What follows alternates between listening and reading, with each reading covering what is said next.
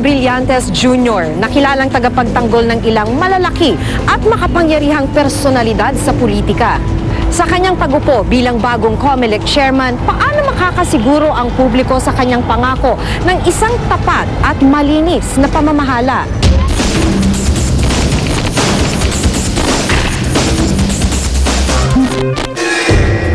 Sa pagreretiro ni Jose Melo bilang chairman ng Commission on Elections o COMELEC, isang pangalan ang namukod-tangi mula sa 5 personalidad na lumutang napapalit sa kanya. Si Attorney Sixto Brillantes Jr., ang ika-20 hepe ng COMELEC. Mula noong isang linggo, hindi na isang abogadong naglalakad ng kanyang mga kaso dito sa COMELEC si Attorney Brillantes. Siya na ang bagong hepe ng ahensya ngayon. Nagmula sa pribadong sektor at kilalang abogado ng ilang malalaking personalidad sa politika, si Chairman Brillantes. Isa sa mga naging kliyente niya ay si Pangulong Noynoy Aquino noong nakaraang presidential elections. Naging election lawyer din siya ng chairman ng Nationalist People's Coalition na si Danding Cojuangco. Hinawakan din niya ang mga kaso ni na dating Pangulong Joseph Estrada at ang yumaong presidential candidate na si Fernando Poe Jr. Ilan pa sa naging kliyente niya ay sina Senadora Loren Legarda, Senador Manny Villar at Vice President Jejomar Binay. Naging abogado din siya ni Andal Ampatuan Sr. na inaakusahang sangkot sa Maguindanao Massacre. Naging abogado po kayo ng santambak ng mga politiko, pero paano po yun ngayon? Chairman po kayo ng COMELEC. Masasabi niyo po ba 100% na hindi ka magkakaroon ng conflict of interest? I am as determined to show the people na kakalimutan ko na lahat ng relationship namin. No? In fact, sinasabi ko pa paulit-ulit din na yung conflict of interest is two-sided yan eh. One is the fact that I have had relationships with practically all the politicians all over the country may also be taken in a positive manner. Na dahil ako na ngayon ang chairman, sasabihin ko sa kanila, alam ko na dyan, alam ko na ang problema dyan sa probinsya nyo, alam ko na kung sino mga dapat ayusin dyan. Bukod kay Brillantes, ilan pa sa mga pinagpili ang papalit kay Chairman Melo sina retired Supreme Court Associate Justice Leonardo Quisumbing, retiring Supreme Court Associate Justice Eduardo Nachura, Carlos Medina Jr. na miyembro ng Truth Commission at veteranong election lawyer na si Romulo Macalintal. Puna ni Senador Alan Peter Cayetano, tila minadali raw ang pagkakapili ng palasyo kay Brillantes. Kalaban ng pamilya Cayetano ang isa sa naging kliyente ni Brillantes. Ang ginawa nila na niratsada at binilisan ang kanyang appointment papers, ang kanyang pag-oath taking, naging deterrent imbes na naging incentive. Ito, no? Hindi alam sino search committee, hindi alam kung ano ang kwalifikasyon, hindi alam yung paano yung pagpili dito, no? May tuturing po ba yung pagkaka-appoint ninyo bilang chairman ng COMELEC na utang na loob sa inyo ni Pangulong Aquino dahil nga kayo po yung head ng kanyang legal team ng eleksyon? Palagay ko naman hindi. I think, of course, siguro nagkaroon ng konting tulong, pero that was not the main reason. Alam na niya all the time eh. I have been in the Commission on Elections as a practitioner for years back. Plus the fact, of course, nakatulong ng konti. The fact na ako tumulong sa kanya sa eleksyon. So lalo kami naging magkakilala. Nag-usap daw po kayo ni Senador Mar Rojas, Chairman. It was just an acquaintance.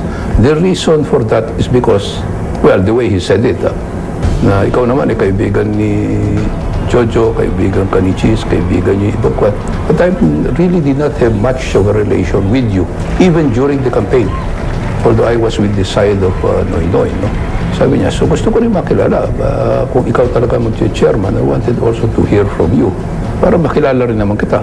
Napag-usapan namin yung 2016. Sabi niya, 2016. Sabi ko, wag na natin pag-usapan yan, Mr. Senator. Wala na ako dyan by 2016. I will be retiring by February of 2015. Maging ang kredibilidad at karanasan niya para maging pinuno ng ahensyang namamahala ng mga boto, kune-question rin. Sa tingin namin, kung sa qualifications, kung sa competence, siguro kaya naman ni Chairman Brillantes yung pagiging chairman niya, no? Pero hindi naman yun ang problema eh. Ang worry lang namin, yung pagiging election lawyer, he's working from a bit of yung tinatawag na credibility deficit. Wala naman siyang reputasyon na lumalaban siya sa election fraud eh. Wala naman siya reputasyon na clean and honest election ang gusto. Ang reputasyon ni Atty. Brillantes, may problema ka sa COMELEC, may problema ka sa hindi ka maproklama o may problema ka, siya ang puntahan mo dahil magagawang kanya ng paraan. Chairman, may mga alegasyon na naging fixer din daw po kayo. Ibig sabihin, hindi naman fixer pero iginapang ng ayos para lang maipanalo ang mga kasong hinahawakan ninyo. Yun ang pinakamasakit na allegation, no? Kasi I've always treated my practice here as in a very professional manner. Siguro may nangyayari rito sa Commission on Elections na gano'n, no? Pero I was not one that practiced. In fact, my track record here, if I was just trying to recall, no? Long way back, 1987, 92, 95, sa dami-dami ng kaso ko. Sa palagay ko lang, no? Ang estimate ko lang, mas marami pa akong talo kaysa sa panalo. Ayon sa records ng COMELEC, may 23 nakabinbing election protest cases ang law firm ni Brillantes. Una ba sa mga kaso kung pending ngayon nandito na binitawan ko na lahat dahil umalis na ako sa law office ko, hindi na ako pwede mag-participate. I'll just have to inhibit myself from all of these cases and let the 6 other commissioners resolve it. Sa kabila ng mga batikos, panawagan ni Chairman Brillantes na bigyan siya ng pagkakataong patunayan ang sarili. This is a very sensitive public position. Everybody should watch my actions. So makita nila. Pero wag naman nila agad akong husgahan.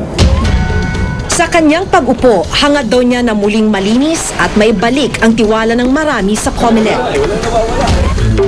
Makapangyarihan ang pinakamataas na posisyon sa COMELEC. Maraming pagkakataon na nalagay na ito sa alanganin dahil sa maraming iskandalo at kontrobersya na kinasangkutan nila. Malaking hamon ngayon para sa bagong pinuno nito na mapatunayang karapat-dapat siya sa posisyong ipinagkatiwala sa kanya. Ako si Maki Pulido at ito ang nakatala sa aking Reporter's Notebook.